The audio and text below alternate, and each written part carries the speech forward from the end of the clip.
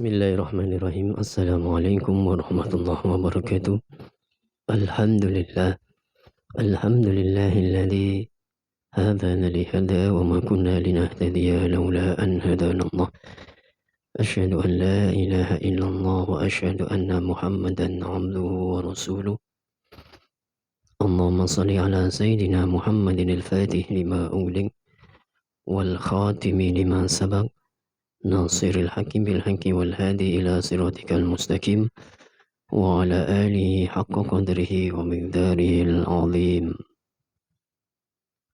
رب اشرح لي صدري ويسر لي أمري واحلل عقدة من لساني يفقهوا قولي. أما بعد.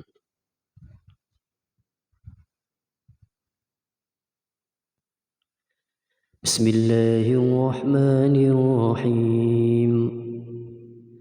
الحمد لله الذي أنزل على عبده الكتاب ولم يجعل له عوجا قيما لينذر بأسا شديدا من لدنه ويبشر المؤمنين الذين يعملون الصالحات أن لهم أجرا حسنا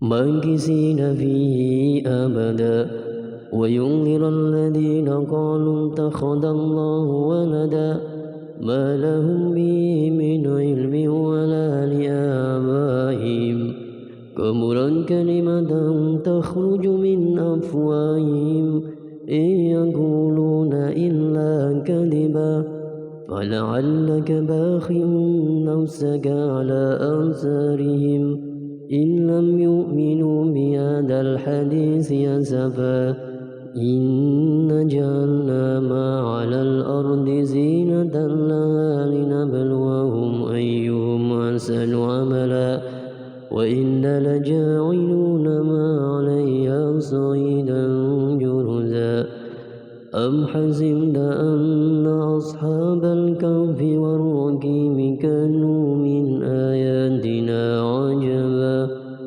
إذ أوى الفتية إلى الكهف فقالوا ربنا آتنا من لدنك رحمة وهيئ لنا من أمرنا رشدا.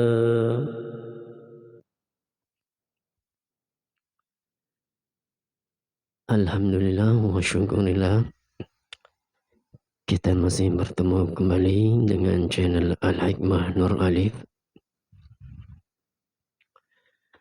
yang masih kita membahas tentang kajian dari ilmu hikmah warisan para waliullah ulama-ulama Nusantara. Pada muqaddimah tadi kami bacakan surat Al-Kahfi. Surat Al-Kahfi ayat 1 sampai 10. Mohon maaf jika tadi ada insiden kecil ya, suaranya agak serak. Kenapa kami membacakan surat Al-Kahfi ayat 1 sampai 10? Karena di dalam hadis Nabi Muhammad SAW pada akhir-akhir zaman kita umat dari Kanjeng Nabi Muhammad SAW untuk disunahkan atau dilazimkan atau diistiqomahkan untuk mengamalkan dari surat Al-Kahfi ayat 1 sampai 10 yang fungsinya ayat dari ayat 1 sampai ke 10 tersebut adalah sesuai sabda Nabi, kita akan dijauhkan dan kita akan diselamatkan dari fitnah-fitnah akhir zaman, terutama fitnah Dajjal. Mungkin untuk sebagian kita bertanya, Dajjalnya apakah sudah ada? Jadi untuk menjawab pertanyaan seperti itu ya mungkin kita harus mengkaji bab-bab hadis-hadis tentang akhir zaman. Yang jelas Nabi menganjurkan untuk kita mengamalkan juga surat Al-Kahfi minimal minimal ayat 1 sampai dengan 10. Itu kalau kita mengambil kebarokahan atau kemanfaatan jika kita ingin dijauhkan dari fitnah-fitnah akhir zaman, terutama fitnah-fitnah Dajjal yang saat ini. Fitnah-fitnah Dajjal itu berupa sistem yang mengarah kepada perilaku Dajjal yang fitnah-fitnah tersebut sudah dirasakan oleh kita di sekitar kita. Mungkin kita bisa merasakan beberapa tahun yang lalu kehidupan bersosial kita sebelum masa pandemi seperti ini, kita merasa normal-normal saja, kehidupan keagamaan kita juga aman-aman saja, tapi di akhir 2019 sampai sekarang ini situasinya kok sepertinya jauh dari kenormalan kehidupan keagamaan kita sehari-hari. Jadi inilah salah satu dari fitnah-fitnah Dajjal yang sudah kita lihat dan kita rasakan di sekitar kita. Maka sebagai kanjeng Nabi Muhammad SAW menganjurkan kepada umatnya, terutama kepada kita semua, untuk selalu mengamalkan surat Al-Kahfi, terutama ayat 1 sampai 10. Baik, untuk selanjutnya kita akan melanjutkan kembali kajian video sebelumnya. Kajian video sebelumnya adalah kita membahas tentang keutamaan dan khasiat dari Asmaul Husna. Masih pada Asmaul Husna yang pertama, yaitu Asma Jalalah Allah. Asma Jalalah Allah ini mempunyai beberapa khasiat juga, yang keterangannya ini kami ambil juga dari salah satu kitab hikmah, dan juga tertulis juga di kitab-kitab hikmah yang besar ya, yang sudah masyhur, seperti di kitab Manbai Usulul Hikmah, atau juga di dalam kitab Mujarabat Ad-Dairabi juga ada kitab I'anatut Talibin, juga diterangkan beberapa khasiat-khasiat dari Asmaul Husna. Seperti asma Allah diterangkan di sini, menawi dipun serat kataipun swidak 6, wonten ing wadah ingkang enggal tur bersih, lajeng dipun lebur toya, dipun unjukaken tiyang ingkang sakit menapa kemawon, mongko biiznillah binaringan waras. Jadi salah satu khasiat dari asma Allah ini, seperti sudah kami terangkan pada video sebelumnya, bahwa jika kita ingin mengambil manfaat dari khasiat asma Allah, seyogyanya juga asma Allah itu juga kita wiridkan, kita amalkan. Sangat beruntung bagi para pemirsa sekalian yang sebagai pengamal thariqah ya, terutama thariqah Naqsabandiyah, bahwa amalan zikir Allah ini merupakan amalan wajib ya bagi para pengamal thariqah Naqsabandiyah. Jadi kalau di Naqsabandiyah itu ada zikir sirri ya, zikir sirri, terutama zikir di 7 titik latoif, di 7 titik badan tubuh manusia. Makanya para waliullah tempo dulu memang sangat merahasiakan tentang pelajaran zikir khafi ini, atau zikir sirri. Zikir sirri, zikir khafi, terutama zikir qalbinya, yaitu zikir lataif, 7 titik lataif, titik-titik, di mana setiap titiknya dalam tubuh manusia itu kita zikiri dengan lafaz Allah, Allah, Allah, Allah, dalam beberapa hitungan tertentu yang ditalkinkan atau diinjazahkan oleh para guru mursyid thariqah. Namun dalam kajian ilmu hikmah, zikir Allah ini juga dianjurkan karena memang kebarakahannya, karena khasiatnya yang besar.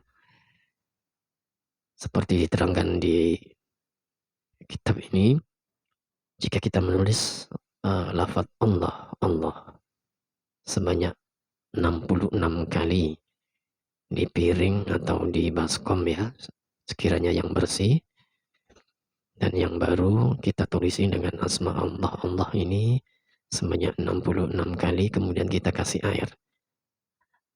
Setelah kita kasih air, tulisan tersebut dihapus dengan air zam-zam atau air masjid ya, atau bisa juga kita ambil dari air masjid-masjid kuno ya, seperti di Masjid Ampel atau masjid-masjid para wali songo.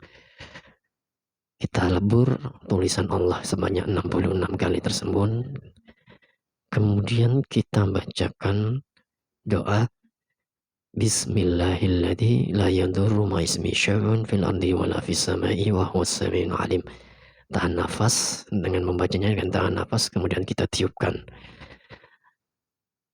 Dan juga bisa kita membacakan setelah itu doa-doa nabawiyah tentang kesembuhan.